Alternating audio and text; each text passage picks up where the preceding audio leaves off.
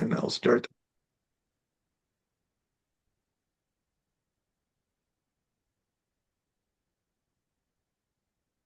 There, green.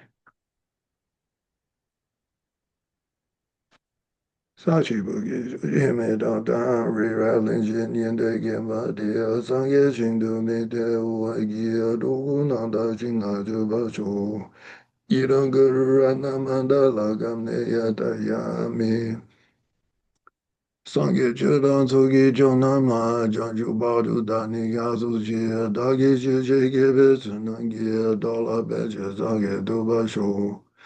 Sangye cheran sogi jonam la janju badu dani kazu ji dagi ji ji gebe sanangi adala beje sangye duba shu. Sangye cheran sogi jonam la janju badu dani kazu ji dagi ji ji gebe sanangi adala beje sangye duba shu. I think the Ratnavali is a good choice on so many levels because this text really goes deep into correct view. I don't know. So I And then the Ratnavali goes into what do you do about it, right? So it gets into the path for how to go towards enlightenment. So here's Thank where, you for choosing that one.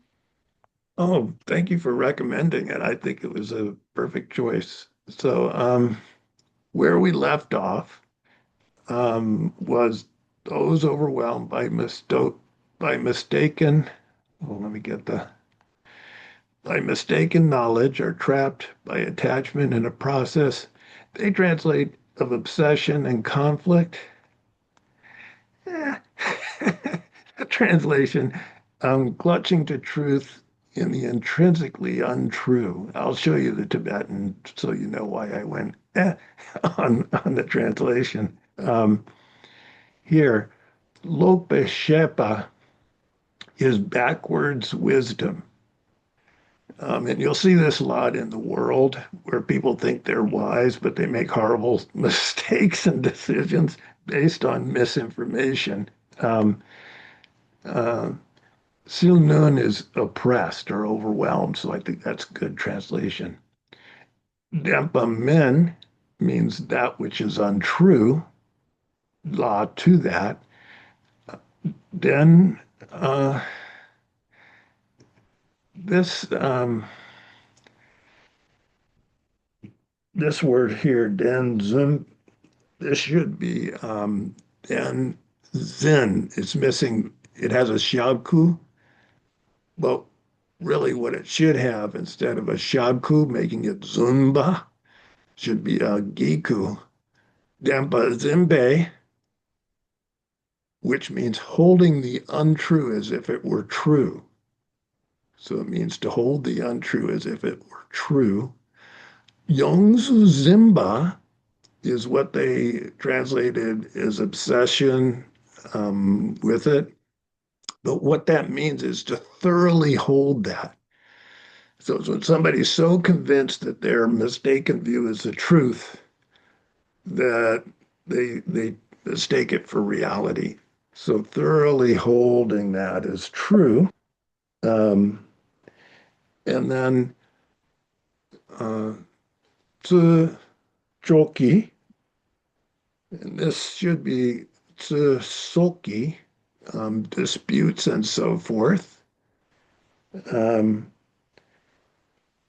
Rimpa chakle, sequentially attached to disputes and so forth. From that, um, they will become that you'll see the disputes arise in them.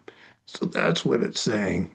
And the next verse, I'll go back to the English, so it's a little easier than the Tibetan.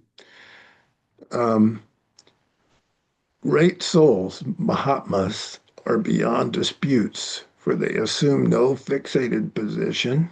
For those who have no position, how can there be opposition? So this is what wise people do. Wise people, um, they can see right from wrong. For instance, in our current days, is the world more like a paradise or is it more like a hell realm? What do you think? Hell, Right? What? hell round. Well, it certainly seems to be going that direction, doesn't it? That And so the way that reality is that it's changeable because what it becomes depends on how we perceive it and what we do, right? And so if we're acting in a way where we're polarized and we're inflamed and we're trying to kill off whatever or whoever we see in opposition, we're creating causes for our own hell, basically, from a Buddhist point of view. And so collectively, we have a collective karma. We can't control what other people do, but we can kind of be part of it or try to go in a different direction, right? But so anyway, our perception of things will kind of determine what we decide to do and what direction we go. So there's a fine philosophical point that's being made here that great beings are beyond dispute. They have no fixed position. That's what's being claimed by Nagarjuna. So Mhm. this gets into a subtle philosophical point. There was a person about the time of Joel Atisha, who was a great pandit in Tibet. That was before Tsongkhapa. And there was a great scholar named Patsab. And Patsab said, he pointed out that in Nagarjuna's Mula Madhyamaka, Sawe Sherab, the root text on the middle way, he seems to have a position. And here in the 60 verses, he says he has no position. So that's Pasab's argument. And Yeah. so what Pasab was referring to is in the Mula Madhyamaka, in the middle way text, um, he said, um, things do not arise from a source. Let me get, um, things do not arise from a source. There is no such thing as non-arising. There is not both, and there's not neither. Right? So when you read that in the Madhyamaka, this is where a lot of people get the mistaken notion that Nagarjuna was nihilistic. So he's saying nothing exists because nothing arises from a source. But then he says there's no non-arising. That sounds like things arise, and it's not both and it's not neither. And people scratch their head. If you read Tsongkhapa's incredible text illuminating the intent that was translated by Tutin Jimpa. It's a commentary that Tsongkhapa gave to Chantakirti's Entering the Middle Way. Chantakirti's text Entering the Middle Way was a commentary to Nagarjuna's text, the root text on the Middle Way, Mula Madhyamaka. So in that Tsongkhapa's commentary to Chantakirti's commentary to Nagarjuna, Tsongkhapa spends a lot. I mean, this is a thick book if you want to read the translation, but he spends page after page after page giving a detailed analysis of exactly what Nagarjuna meant by things do not arise from a source. There is no non-arising. There's not both. There's not neither. And he just breaks it down so logically that you can't deny it. Gyaltsab, one of Tsongkhapa's students, kind of he weighed in on this, and he said that what Nagarjuna's saying is that there's no self-existent arising. There is no self-existent non-arising. There's no self-existent both or other. And so I'll try to simplify the arguments for you so you get a sense. Let's take a seed and a sprout. So the source of the sprout, most of us would say, is the seed, right? Most of us would say that it's the seed. And so what Nagarjuna is saying is that if that seed had self-nature, it could not give rise to the result. If it was a seed in and of itself, not depending on anything else, it would always have been a seed and it will always be a seed. It can't be anything else if it's self-existent. Um, and so what Nagarjuna is refuting is that there's anything that's not dependently arisen. And if anything is dependently arisen, it cannot have a self-nature. So the reason a seed can change into a sprout if you put it in soil, you give it warmth, and you give it moisture, is because it has the potential to transform. It has the potential to transform because it's not set in stone. It's not independent and self-existent, inherently a seed. So when the right conditions come together, it can transform into a sprout. Once it's a sprout, it's no longer a seed, right? There's no seed there. It's a different thing. It's become a different thing. And so the logic here, if you get this logic, then the rest of the Buddha's teachings on karma and how it works will make sense to you. There's a sutra passage that I mentioned before. Whatever conditions cause something to arise, that thing does not arise. So let's take the seed and the sprout. So the causes and conditions are the soil, the warmth, the moisture, and the seed itself. They cause the sprout to arise, but that sprout that arises, they're saying does not arise.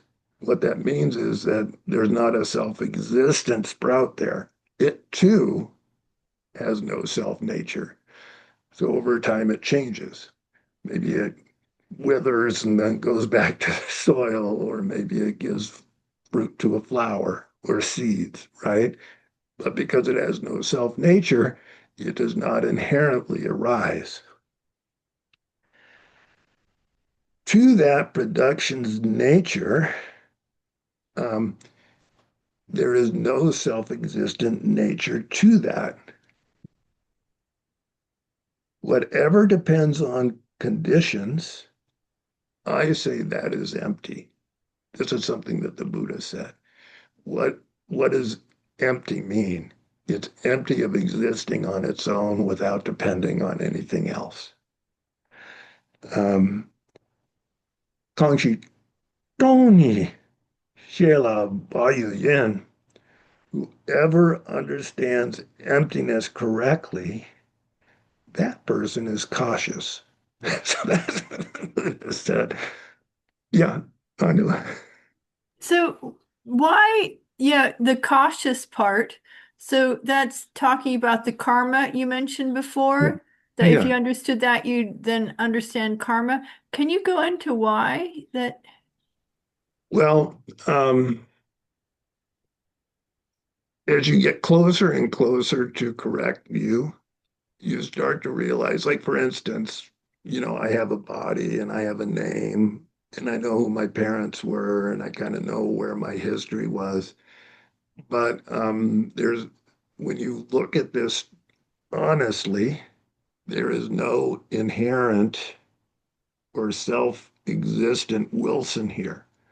So let's say I have a very overdeveloped ego. And I think I'm the end all and the be all. I should be president. I should be in charge of the world because I'm the best thing that ever came since mashed potatoes. I kind of get this sense of me and mine and my entitlement. That point of view leads me into actions where I disregard the needs of others. I don't see that I'm interdependent, and I start making decisions that not only harm them, but ultimately that sabotage all the things I depend on. Right now, we're seeing it with oil prices going up as we smash apart other countries, and we're seeing the chaos and the retaliation.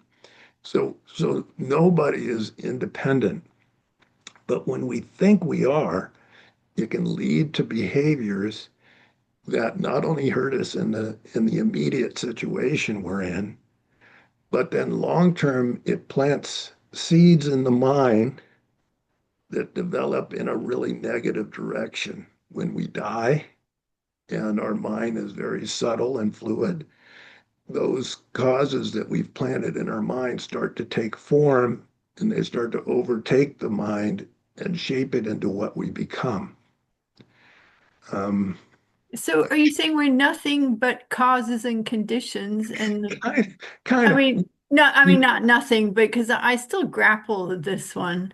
Because I can't add karma to what I understand.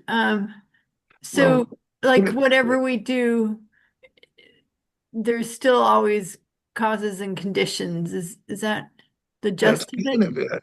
It's kind of it. I'll show you a pictorial example that the Buddha designed. Somebody else painted it for him, but he designed it to give a kind of image of the cycle that we're in. Um, the guy grinning and holding us in his teeth is death, because anything that is born through causes and conditions has the nature of impermanence. There's gross impermanence, like at some point my body is going to die. And then there's subtle impermanence that moment by moment we're all changing. We can't help it. We don't want to change when we're young. We want to stay young forever, but we can't because it's not our nature. Any produced thing is always changing. And so, as long as we're born from causes and conditions, that's our situation. We're going to die, right? We're in the jaws of death. I mentioned before, at the hub of the wheel of samsara, suffering is ignorance, hatred, desire. The ignorance is a sense of me and mine. Out of that comes desire, and then anger and jealousy and all the different afflictions of mind. Um, we create causes. I mentioned this in the last Dharma Friends class. Moment to moment, we're constantly creating what's called immature karma. In a snap of the fingers, there are like 64 thought moments that are creating karmic causation that are registering at some level of our mind. Our sense of self is kind of the glue that holds us to those karmic seeds that we're planting. Um, so it's immature, meaning at this point that karma cannot produce a result. But what happens is when we die, whichever karmic impulse is the strongest seizes the mental continuum and shapes it into what it becomes. And we end up taking birth in whatever direction that karma throws us. And that's depicted, birth is depicted in this next link. It's four guys in a boat, rowing a boat. The boat represents the body of the next life. The four passengers represent our consciousness, our feelings, our compositional factors, which includes a lot of different mental factors that create causation, and our um, consciousness, sorwa, and our discriminative faculty, our ability to distinguish between things. So those are the four passengers in the boat of the next life.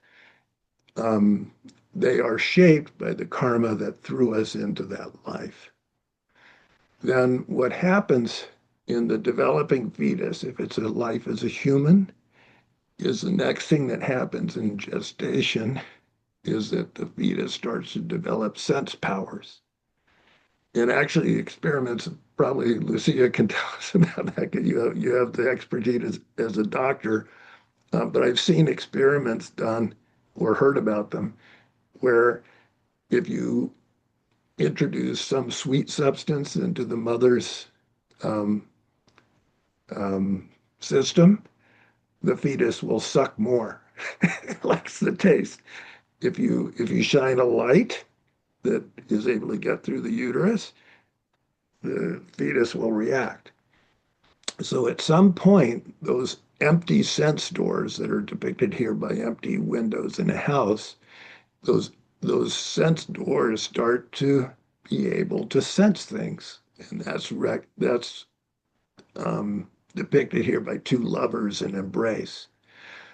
What the two lovers represent is when the sense doors that develop in the fetus come together with sense consciousness, and then there's contact between the consciousness of the developing fetus and their sense powers. Then the next depiction is a guy with an arrow in his eye. Ouch, right? And that's Sorwa. That's feeling. Like when the senses link up with the consciousness, we start to feel things, good or bad, pleasant or unpleasant. And then with that, once we're out and about in the world, we start to develop what's called initial desire. Do you remember as a kid when you would taste stuff and then you kind of go, oh, that tastes kind of good. And then you want more? That's kind of initial desire. It's a guy drinking a beer, right? And he's feeling, that's good. As this desire starts, those immature seeds of karma are kind of directing what we're drawn to. And so that immature karma that we've collected, some of it starts to get more robust as we pursue patterns of behavior that give us gratification, and as we avoid things that are unpleasant to us. And so you notice people have all sorts of different predispositions. For some people, paradise is a casino, right? For other people, paradise is like a meditation room. So we have very different predispositions. And it's those karmic seeds that are kind of guiding what we're drawn to and what we try to avoid. As we pursue those initial desires, that craving, that desire turns into strong craving, which is here depicted by a monkey grabbing fruit from a tree. And as we feel that strong craving, that initially immature karma now becomes very mature. It ripens it. And that's depicted here by a pregnant woman about to give birth. And so that initially immature karma is ready to shape what we become. The next link is a woman giving birth. That's when that ripened karma now comes to fruition. And when we die, that ripened karma shapes our next life and sends us into our next life. And then that life, anytime we take birth, remember who's holding us in their jaws. Birth ends in old age and death. Here's a guy being carted off to the charnel grounds, right? And he's old and he's so anyway, that's how karma ripens over a couple of lifetimes. So, can I ask a question? Yeah, Can you hear me? Um, so you're saying, does the karma determine what kind of life you're going to have in the next life? yeah. Okay. And so there's nothing about us that is fixed the way we are right now because we're um, totally dependent on the causes and conditions that have come together now to shape us into who we are. And our future is totally dependent on what kind of causation we create now that's going to shape what we become. And so that's kind of the vicious wheel that Buddha thought we were on. You see, he's outside the wheel, and he's pointing to the moon. The moon represents the path to freedom. And actually, him pointing represents the path. The clear full moon represents a mind that has totally been cleared of any um, wrong understanding that causes karma and totally cleared from any afflictions of mind that cause unhappiness or negativity. That's nirvana. You've always heard nirvana, which means cessation. It's not an end of the mental continuum, but it's an end of all the causes of suffering that we carry. And so he's free. And he's pointing to the moon saying, you should come here too. It's really nice. You guys are stuck here. Right? And so that's what's being talked about. Yeah, Marisa.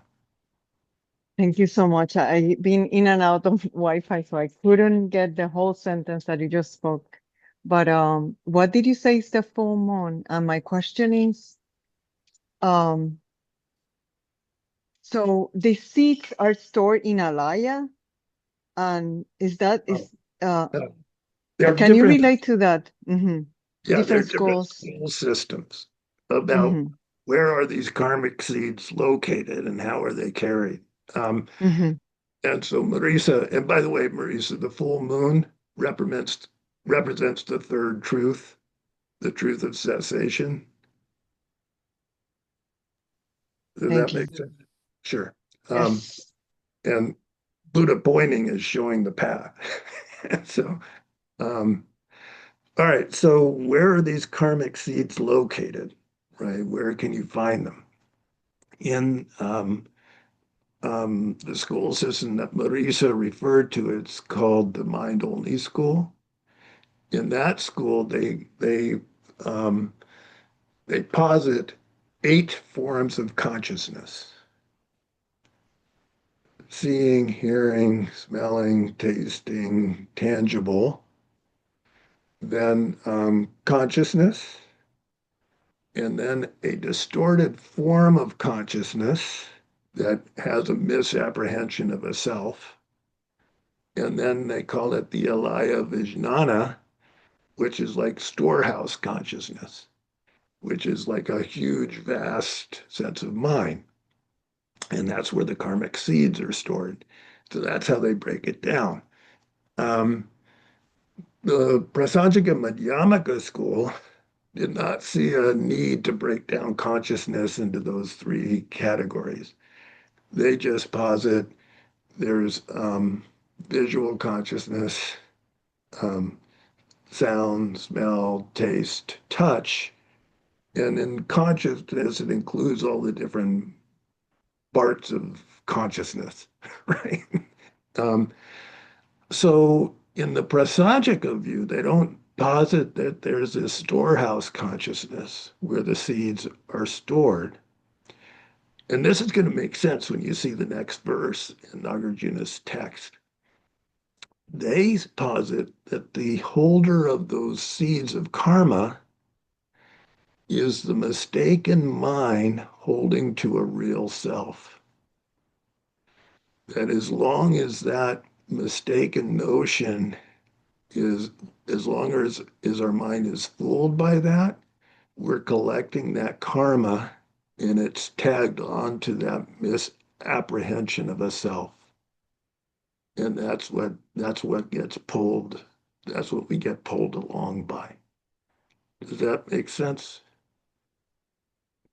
Yes. So this part of consciousness that is kind of hidden is the same as where these karma seeds live. It's the same as the unconscious mind, or Yeah, that, there there is a similar kind of thing in Western psychology. Jung thought there was a universal unconscious that's very similar to the mind-only school thought of the alaya vijnana, the storehouse consciousness, very similar idea. Um, Again, in Prasangika, when they say mind, um, hmm, this is a big subject, so it's okay. We can go slow. We don't have to rush through these verses. Um, to help simplify this, in the Abhidharma Kosha, in the Abhidharma literature, it talks about what are called 12 ayatanas. Um, Ayatana means a generator, something that generates awareness. And I'll just break those down. Um, for us to have awareness of sight, there has to be the ayatana or the generator of a shape and color. Then there has to be the generator of a working eye faculty. If those two things come together, they can generate a consciousness of a shape and color in the visual field. So those are two of the ayatanas, the eye faculty and shape and color. Then there are two for auditory consciousness, a sound and a functioning ear consciousness.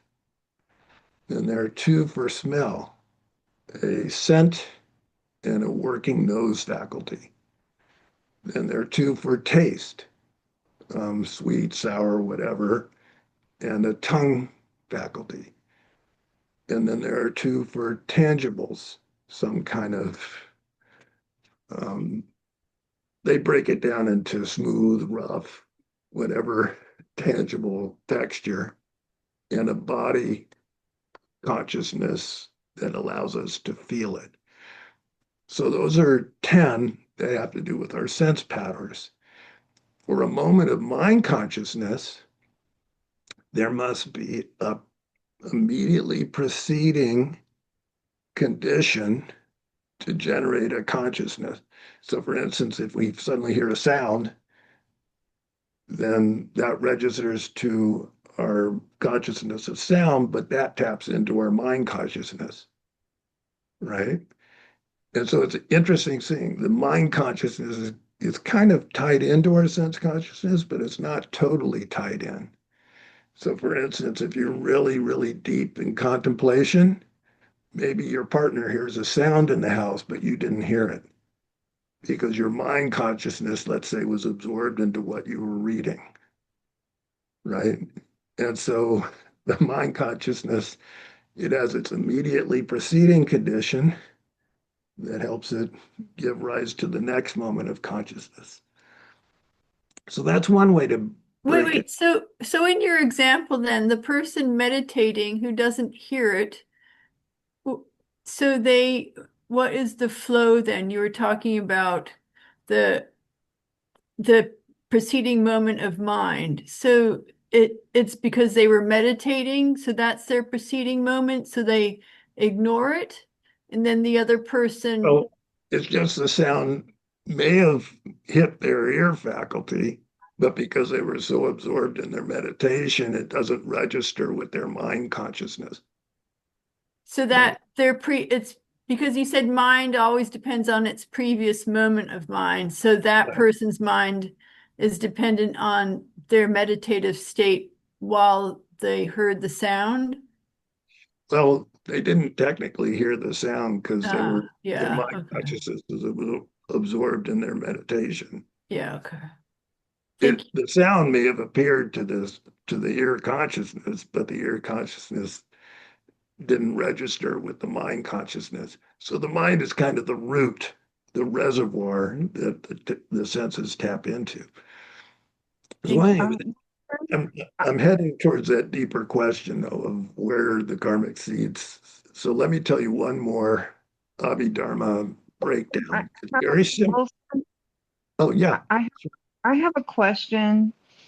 I don't know, it's probably a stupid question, but um, so uh, it's almost like for us to experience stuff, unless it's, I don't know, kind of visionary, um, there has to be some source of object, like the sound itself, or an object to feel, or or you the know, sense for sense consciousness to occur. for sense consciousness, right? Um, there are different levels of the mind. This gets into Vajrayana a little bit. Right, One level of our mental experience they call coarse, and that's right. the kind of consciousness that's involved with sensory objects. That's considered Okay. a coarse level of mental functioning. There's a more subtle level that comes up when you're asleep and when you're dreaming. It's very subtle. And a lot of Mm-hmm. people forget their dreams, but sometimes you might remember them. But that's a subtle level of mind. And it's thought that the most subtle level of the mind does not occur until we die, that it's there in a continuum, but right now it's asleep while we're alive.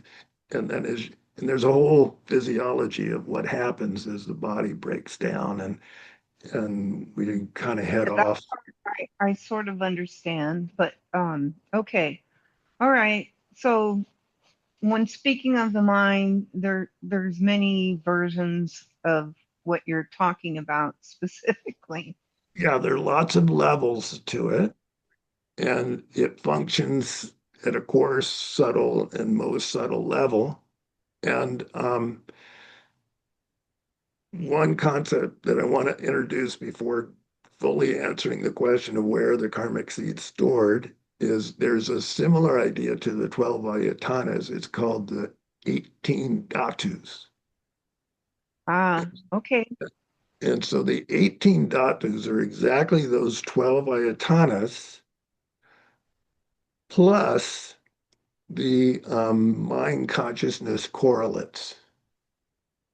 So again, you have eye faculty, shape, and color. So the consciousness that is able to perceive that is the third of that triangle, right? And that makes three for sight, three dhatus for sight. Think of dhatu like a realm of experience. And then the mind that's able to perceive the sounds is the third in that for sound, and you get the rest, right? And so when it gets to the mind dhatu, there's a word dharma dhatu. There's the immediate preceding level of the mind consciousness that it gives rise to. That's two of the factors. And then there's the nature of the mind, its deeper nature. So the deeper, Nagarjuna wrote another text called Praise of Dharma Dhatu, which is just a profound text that gets into the nature of the mind. And so that deeper nature of the mind consciousness, um, when you start to clean it out and you start to get rid of the afflictions of mind and the negative karma from your past, and you start to imbue the mind with love and compassion and wisdom and all that kind of good stuff, um, the possibility of what that mind can see is limitless. It's considered that that clear light nature of the mind that's been there from beginningless time can be so purified that its scope can be expanded infinitely. That's the belief in the Madhyamaka school. The thing that carries seeds in that mind is the ignorance holding to me and mine and the actions that are done in that deluded state, and they are tied to that ignorance. That ignorance has no, it's considered adventitious, meaning that it's not in the nature of the mind itself. It's like an accretion. That's kind of taking up space in the mind. And so it can be removed. And so the whole path is how do we remove that accretion of that mistaken knowledge, that misknowledge, so that we can be free of the karma we've created and we can stop making more karma and that we can be liberated and at Would, peace. would we then not act? Would we then not go to the first thing on the screen after the blind man? It becomes something different. Oh, so we would still act? Yeah. Because I just wondered, like, do they just sit around and meditate all the time, or I just, Well, that's a huge question, actually, but the wording gets different. Like somebody who's removed the ignorance which creates karma. Remember this first link of the blind man with the staff? That represents that primordial ignorance. When that gets removed, then all the other links don't happen. So we're no longer creating karma, but you can still act. Those acts aren't karmically induced, so they're called trinlay. Trinlay means enlightened activity. Enlightened activities. Yes. And So I was thinking that, yeah, go ahead. I just should listen and learn. That's what I should do. Well, you can always like your question. And what Marisa is a very long time practitioner, so she has very good questions. So anyway, that's kind of how the Madhyamaka look at it, and what's seen as carrying those karmic seeds. So we don't have to be doing this, is basically what Buddha is saying. There's a better way to live, and there's a way that you can have happiness that is unchanging and that you can help others do the same. But we've got to clean up our internal situation to do that. So I hope if there are more questions, please ask them. Can I ask a quick question, Wilson? Yeah. Okay, so the death part, why is it depicted as some monster that's going to eat you? And, Sorry. and then the guy on the cloud, I mean, one could say he's almost like an angel. Yeah. Free and clear of all the trappings of life, correct? Right. Yeah. The in Buddhism, there is a sense of good and bad, right? There's one teaching called the four demons. The four demons are the things that cause us to be unhappy. One level is the afflictions of mind that are constantly disturbing our peace. Another level is called I'm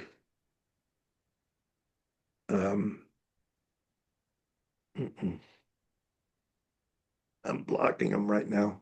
Marisa, do you know the four demons off the top of your head?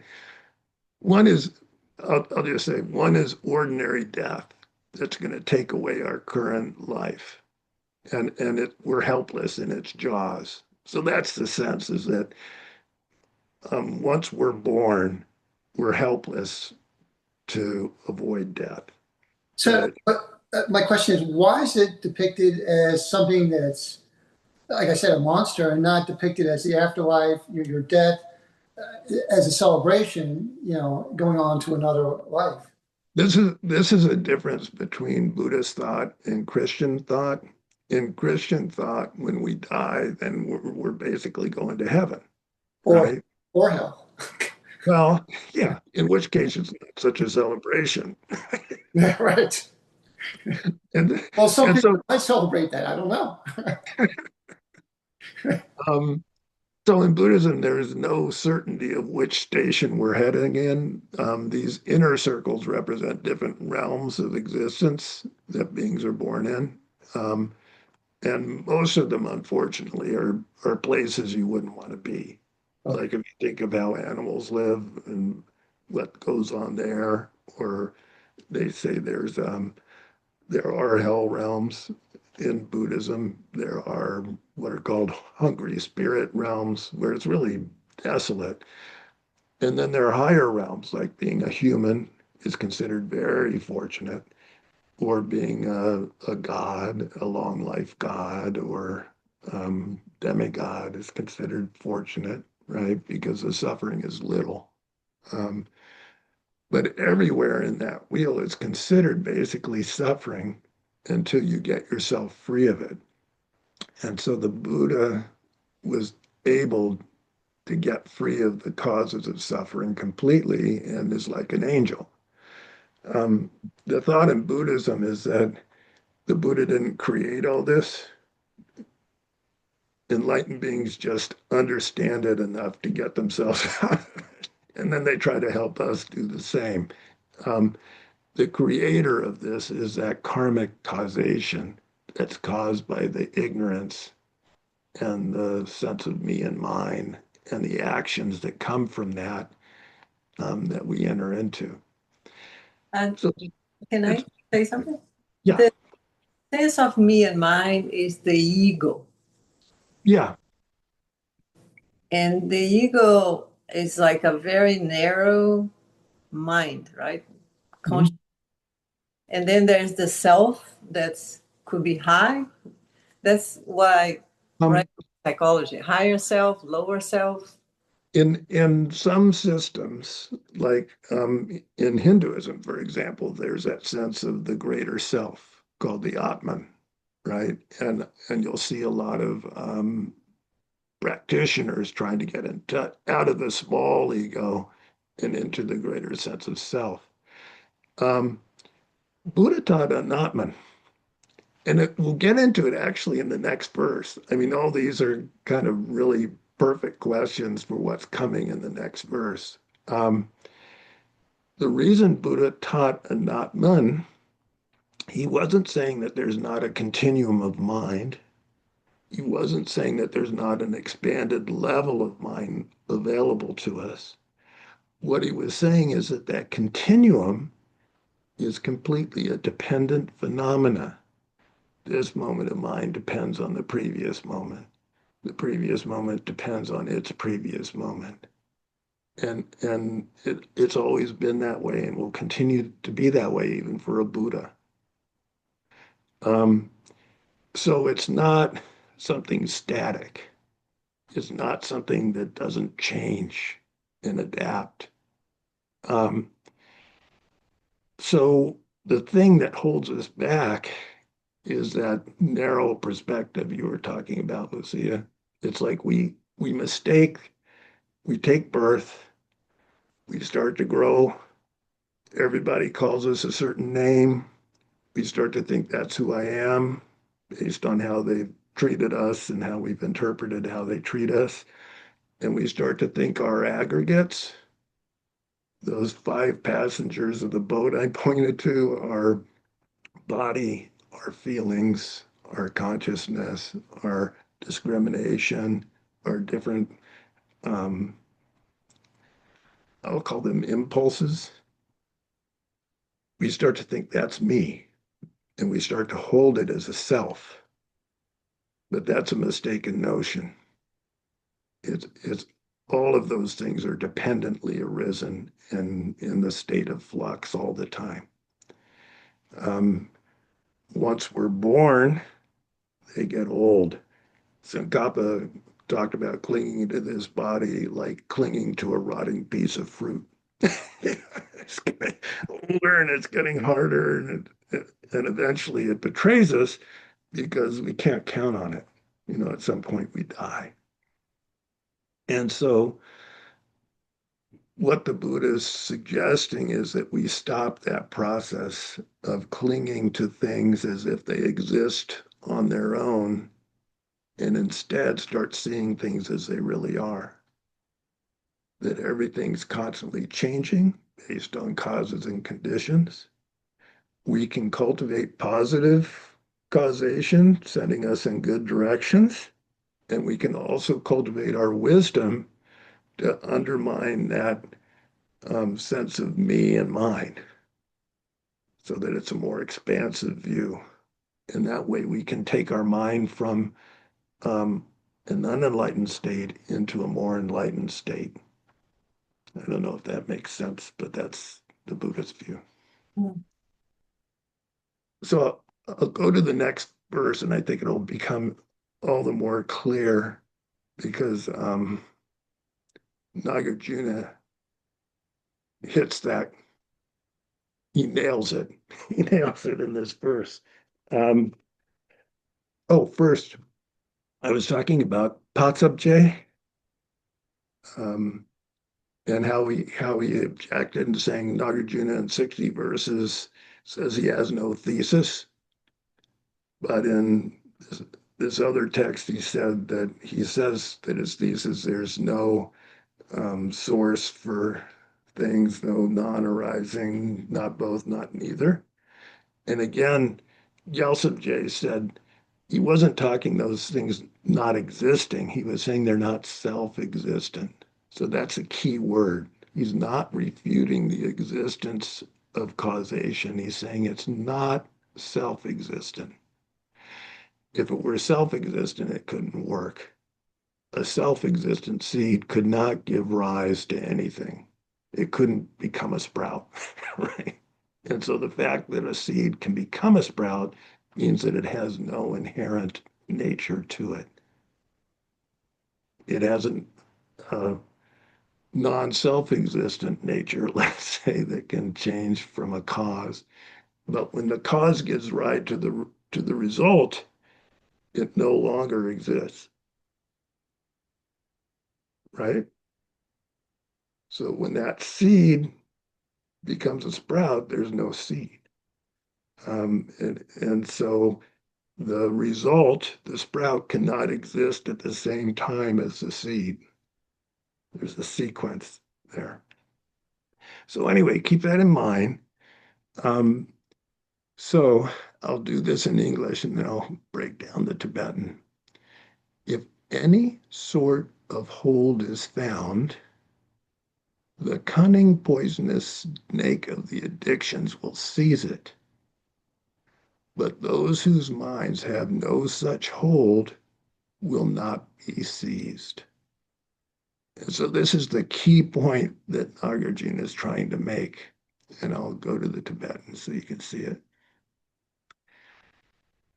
Neche means a position or a place. Sendandan nam, those whose minds hold to a fixed idea, let's say, or position. To them, Nyumong means the afflictions. Dukchen means viciously poison, snake.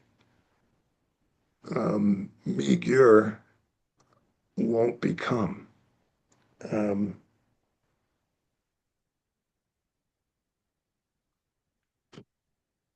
something this Tibetan text is different different than the one. There's some changes in it from the one that I was using. Uh, yeah, there's some typos here. All right, so this word duk should be trul, which means snake. Duk means evil or poison, but this word duk here should be trul, snake, and then the next word should be duk. Bao da, shabshu du, ga duk. Yurchen means writhing, like a writhing poisonous snake is what that verse should say. I'm sorry that I don't have the right thing. Oh no, sorry, I'm down a verse. It should be up here. All right. Oh, here we go. Nyumong, affliction, trul. There, this is right. Duk Yu Chen, a writhing snake. Zimba Yur means holding to that. Um, so if we hold a position And you see this in politics. When somebody holds a position, then the opposition arise, right? And the more those two polar ideas get into conflict, the more both sides dig in their heels. And then it turns from a position into anger and goes from there. So that's how the world operates. So if you don't have a position like that in mind, then there's no place for the afflictions to arise in the mind, is what Nagarjuna is saying. Gangi Sem, whoever's mind, may has no place that it's holding to. Dedak, those beings, Zinmigyur, they won't hold on to those conditions that create suffering. They won't hold on to the afflictions. So I would say, I'll give you an example. Um, I knew a Tibetan Lama who was living in DC. He was a Drikung Kagya Lama. I think he's still alive. Um, One day he was walking down the street and some young men surrounded him, and one of them had a gun and threatened to shoot him. And he opened up his arms and he said, I'm not afraid to die. Go ahead. No affliction, no fear. His practice had gotten so advanced that he wasn't even clinging to his life. He wasn't suicidal, but it was no big whoop. Right? Okay. If that's what you want, that's what's meant by like a consummate example of not clinging to a position. Um, the young man with the gun got freaked out and put away the gun. But that was an example. Yeah, Marisa. My father's birthday is today. Oh, happy birthday. Yeah, and he was a carjacked, and several people came into the car and put a gun to him, and he said, I'm not afraid. Think about your life. What are you going to accomplish with this? And then the two people were like arguing against each other, saying like, you just got out of jail. What are we doing this? So my father's response was so outrageous to them, and they eventually left. But my father is a crazy being, and he took his hand, the hand of the person that was with the gun, and he bite the person, Wow. and they left. He said, Wow. like, please understand, I do not care. My life is not worth it. What are you doing with your life? That's pretty chillaxed. Incredible. But I just want to say that for me, I have a sticker. I have a couple of stickers in my computer. One of them is like the birth of like see everything brought about by causes, like a star, dream of a bubble, a lightning, or else a cloud. So everything is causes. And I have one that says, at the bottom, it says empty phenomena rolling on. Yeah. Yeah. Because like it was a movie, because I have to be in meetings, in videos. That's actually a famous quote by Buddha Gosha. Empty phenomena roll on. Right? Yeah. And there's a famous text by Tokme Songpo, who lived in the 1300s. He was a great bodhisattva. And it's like, if I die early, I'll be happy. I'll be Because happy. then I won't make all this negative karma that, for the rest of my life. And then I'll have a chance for a better human rebirth in my next life. If I die when I'm old, I'll be happy. Because then I'll have more time to practice and study Dharma and help beings. And so you can take any situation and turn it into a cause of happiness if you have that unfixated wisdom that's able to see how phenomena really work. And so that's a great example. Thank you for sharing that. Mm. All Just right. practical spirituality, right? Or we're Yeah, thinking. yeah, it's practical spirituality. That's a good word for it. So, Mhm. in Potsdam's argument about what seemed to be a contradiction, but what Gyaltsab said is not a contradiction. Um, so the real tenet that Nagarjuna is proposing is that nothing has self-nature because everything is dependent.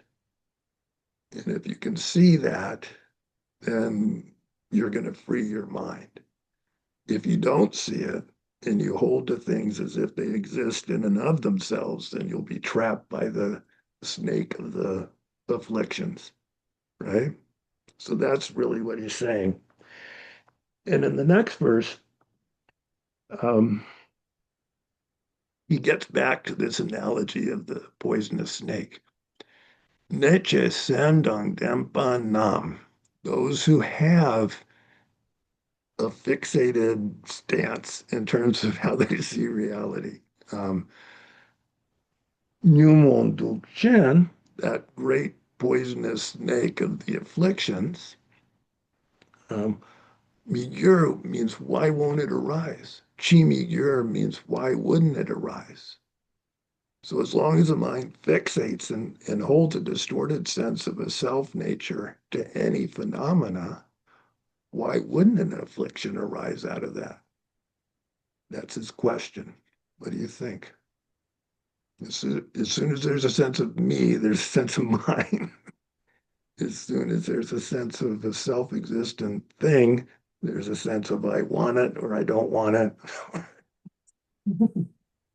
So as soon as the mind fixate, why wouldn't an affliction come along? That's his question. Gangse means at any time. Barmar, Barma means in between, anytime. Dukpa, yang, also when abiding. Numon Troki, the snake of the afflictions. Zimbargur will catch us. So anytime that we're fixated on a self or a self-existent thing, or in between those times, anytime we're abiding in that state of mind, the afflictions are going to come. That's what's being said. So really the suggestion is to dwell in wisdom, right? That's the thing that's going to free us. Okay. How are we doing? All right. I kind of have a question. Yeah. So, you know, with all the calamity going on around us, I mean, all you have to do is turn your TV on, which I don't do that much these days. Um, and when you say wisdom, that that's knowing the difference between what's fair and right and correct and what's wrong.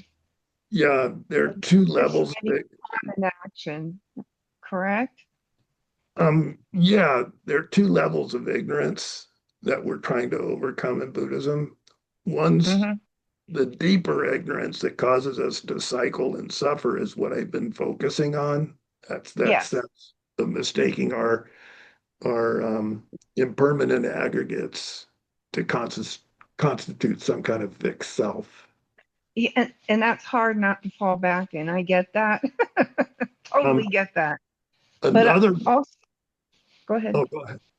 Oh, another level of ignorance is not understanding the relative cause and effect of things. Right. And that gets into not knowing right from wrong, right? Okay. Not knowing how actions will lead to results, and that if you do something negative, it's going to just create more suffering. And that if you do something positive, it'll lead to better life for yourself and the people you Being affect. virtuous.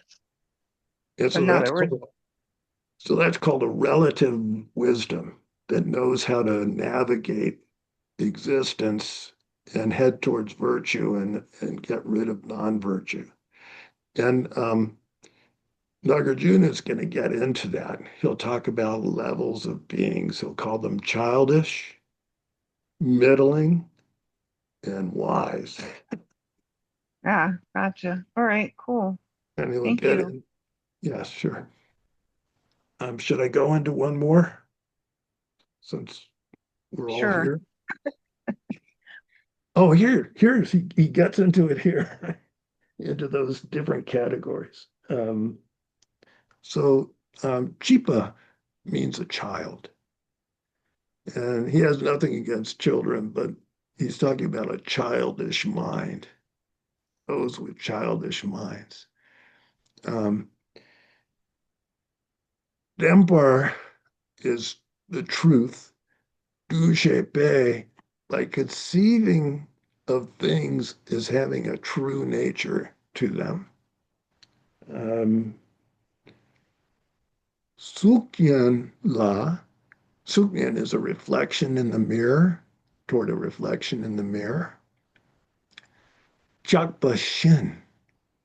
Um, Jakpa is craving or attachment. Shin means like that. For childish beings, if they see a reflection in the mirror, they think there's really a person there, and they'll develop craving and desire. You've all done this your life, I'm sure, like, oh, look at yourself in the mirror. And we have a propensity for that, right? Getting attached, even though it's just a reflection, you know. But we mistake a childish person mistakes the reflection for something really there. And that's an analogy to looking at a phenomena and thinking there's a real thing there that's not just dependently arisen. So that's the analogy that he's making. Detar means likewise. Jikten, worldly beings, Mongbe chair through their ignorance. Yulki Sebla, Yulki Sebla. Sebla is a cage. Yul means an object. An object's cage. La Topagur become obstructed. So what he's saying is that for those who are blinded by ignorance, thinking that seems things are real, have true nature, are not dependent, when they see an object, they think it's real and they get locked into the cage of grasping to it and get stuck there. It's like the Epstein files, all these old men pursuing these little kids as sexual objects. I mean, that's horrible. Not only, I mean, to the kid, but what kind of person does that, right? But for a childish being, they get so obsessed with the object and they think it's real and they can't let go. They can't move on, right? And that's just one example, but you see it in all sorts of phenomena in worldly beings or childish beings. Um, I'll go forward. Childish beings, the way that you're describing it, is almost a misnomer because they can be so dangerous. Yeah. Start down a, Well, that's a bad, wrong path and you can't go back and you don't want to admit you're wrong and you just keep so going you forward. I'm not going to mention a name, but we have that so you, circumstance nowadays. so you create a war and kill 160 little school children because you're Yes, so, I mean, yeah, yeah. It's what makes the world go round, and it's horrible. It's it's always for them, been not for everybody, but yes, for them. well. And people who follow them, yes. Ultimately, the perpetrators of those kinds of crimes are going to come back in the position of their victims again and again and again, and just have horrible future lifetimes, but they can't see it. And so they perpetrate things like that, grasping at a self as if it will never end. Right? It's just horrible.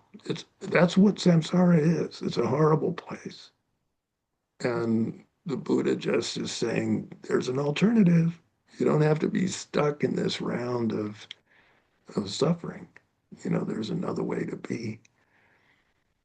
So to say that, um, you could be sitting in a room and many of the people you're sitting with might be stuck in samsara along with you, but there could be individuals who have gotten free and you wouldn't know it.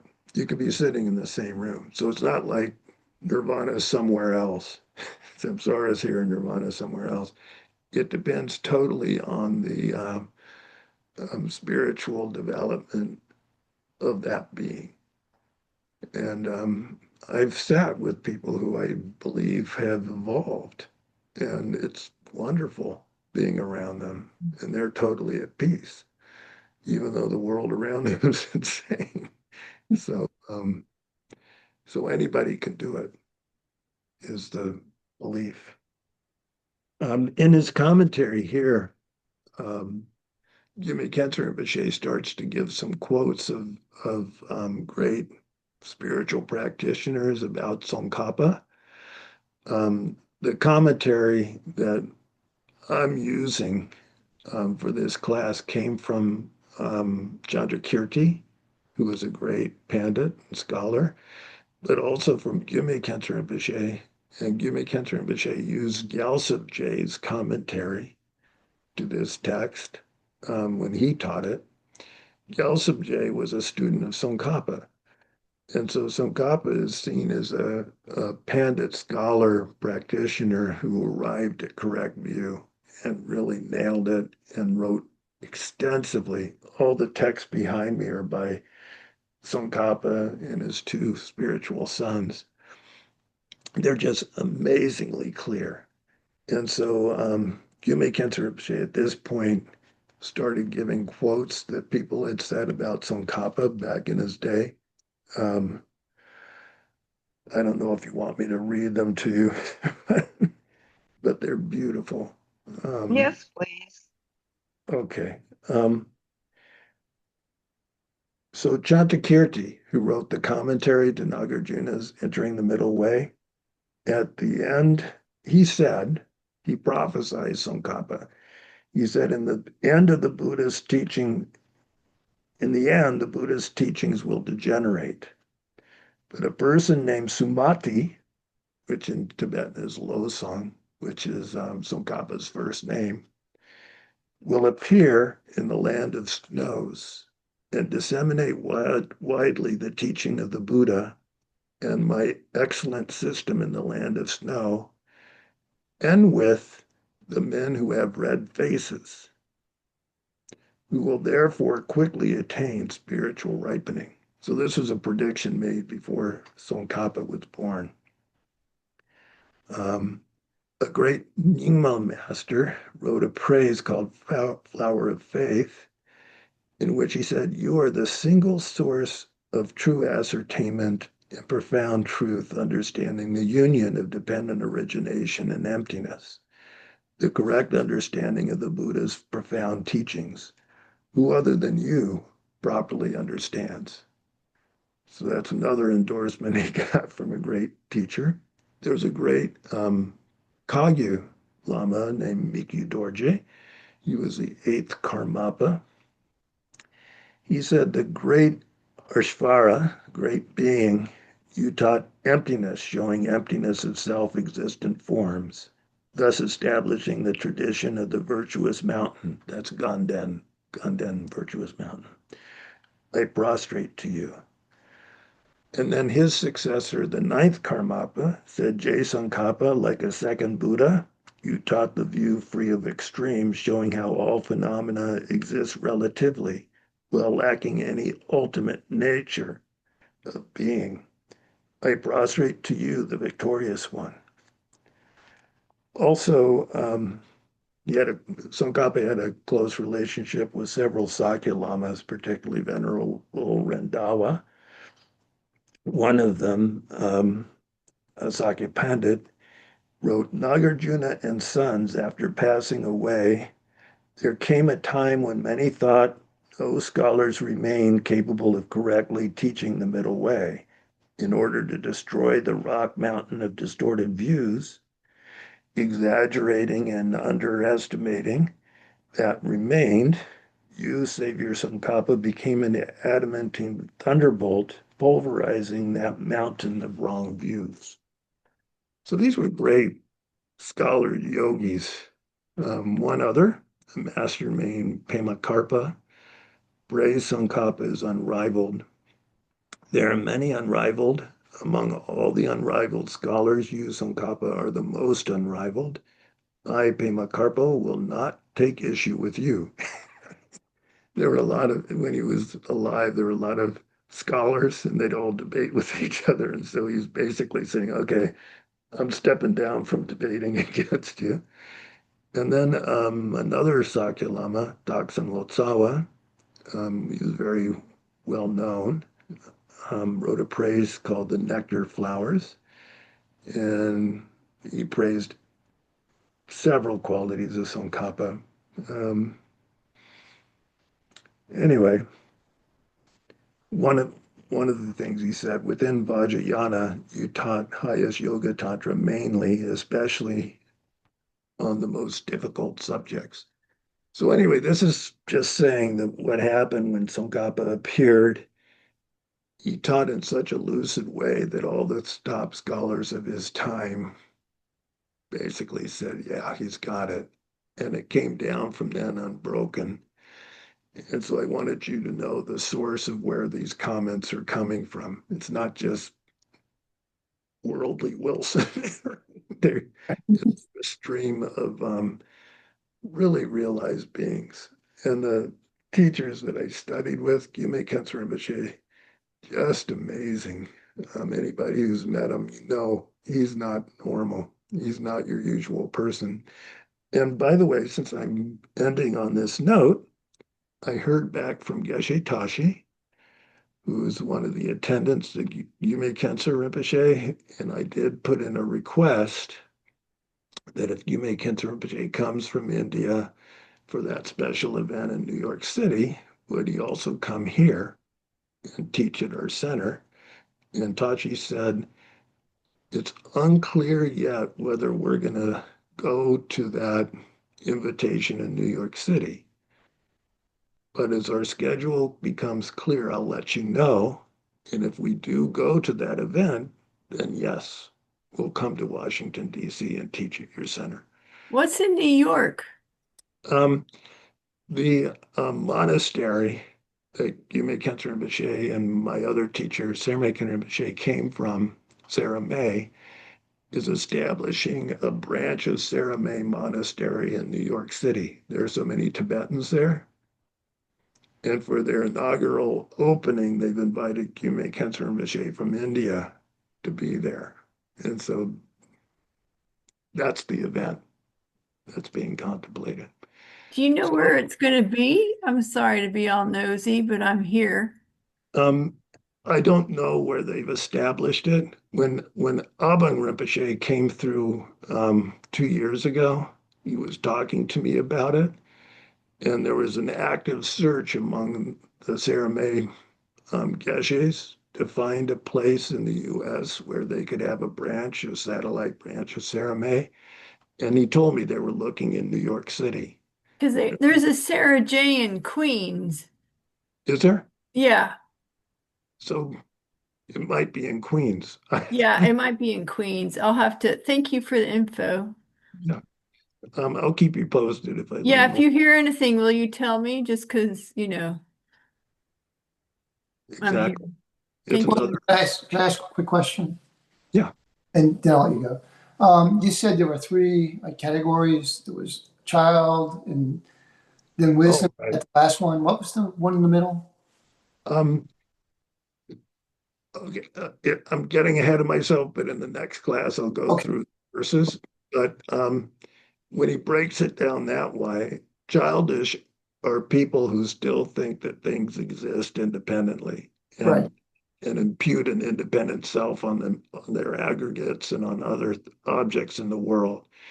Medium are people who realize that their craving is causing suffering for them and others.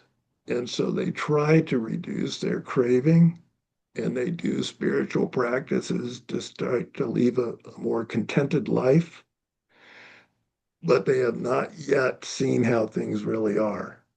Okay. So it's a medium level because they're on the right path. They Right. just, they kind of suppress their mental afflictions. With that point, do you think most people are stuck in the middle, medium? I think most spiritual aspirants are in the middle. They're trying to be good people. They're trying not to get angry as much, or they're trying to let go of their cravings a little bit, right? So most of us are there Okay. if we're practicing spiritually. But the highest being is somebody who's able to penetrate with wisdom into the actual nature of things. And for them, they wipe out the afflictions. Okay. All right. Thank you.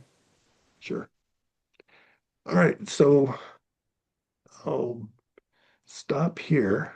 It looks like we have at least one more of these classes before we move to the Ratnavali. So, all right. Sashi Buki Juji Meto Tan Religion Yende Gemba Dia Sange Shindu Mide Huagi Adogu Nanda Jinga Jeba Jo Idam Guru Rana Mandala Gamne Yadayami Kewa De Kewo Kon Sanam Yeshe Zozo Shin Sanam Yeshe Legend Where Dabo Guni Toba Sho. By the way, this dedication prayer I just read is the last verse of the text we're going over. So Nagarjuna wrote this verse.